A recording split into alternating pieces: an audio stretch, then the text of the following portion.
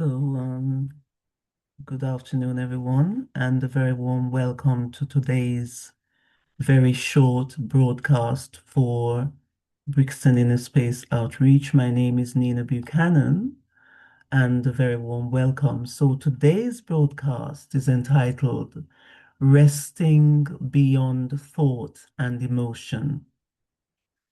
So, resting beyond thought and emotion means learning to actually step back from the mind's noise and emotional turbulence and gently anchor one's awareness in observing the conscious self. When we rest beyond thought and emotion, we step back from the mindless chatter of thoughts. And in doing so, we respond rather than react to them. And in this way, I've assumed a vantage point of myself as the scientist in the laboratory observing the specimen, which is also myself. And I can see in the clear light of day what thoughts, feelings, and emotions that I need to change. So, as the topic for today's broadcast suggests, resting beyond thoughts and emotion is itself embracing thoughts and emotions. So, I'd like to share with you a four-step approach I use in embracing thoughts and emotions. So, starting with the first step, I acknowledge and name, in other words, identify the emotion and I work with it. Why? Because there is power in simply noticing an emotion without judgment. I notice that I'm sad. I notice that I'm feeling angry or annoyed or frustrated. So just pausing for a moment, just think of one emotion that you pushed away recently and try to name it. Just spend the next few seconds doing that.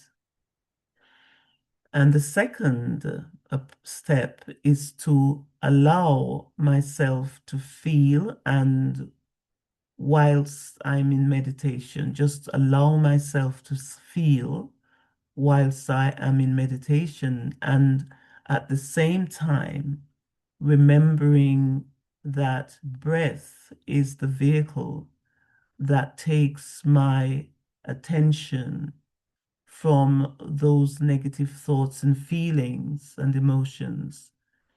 And in observer mode, I'm allowing a safe space. I'm allowing for a safe space of silence, stillness, and detachment. So that's what the scientist does. And the third step is of embracing thoughts and emotions. And at that stage, what I'm doing is I am exploring and I'm understanding from that vantage point of detachment as an observer. So, whilst doing that, I might ask myself some questions which may, in terms of the responses, give pointers to what's going on. It could be, what is the message? What is the trigger, or what might the unmet need be that's causing those emotions and thoughts to arise? And what might be the best feeling thought that will help me shift to a more positive awareness. So if I'm angry, or I'm sad, I can think of something really pleasant in relation to the emotion that I'm feeling. So it could be I'm angry with someone because they've said something to me.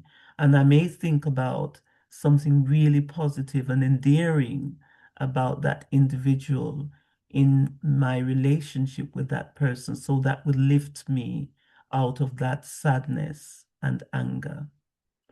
And the fourth and final step could be respond and release, which is not really about getting rid of, but processing my feelings and emotions for organic, natural changes to occur, which could look like using healthy coping mechanisms such as self-compassion, journaling, talking to a trusted friend about the problem, and in a dialogue, such as asking myself those questions whilst I am in meditation.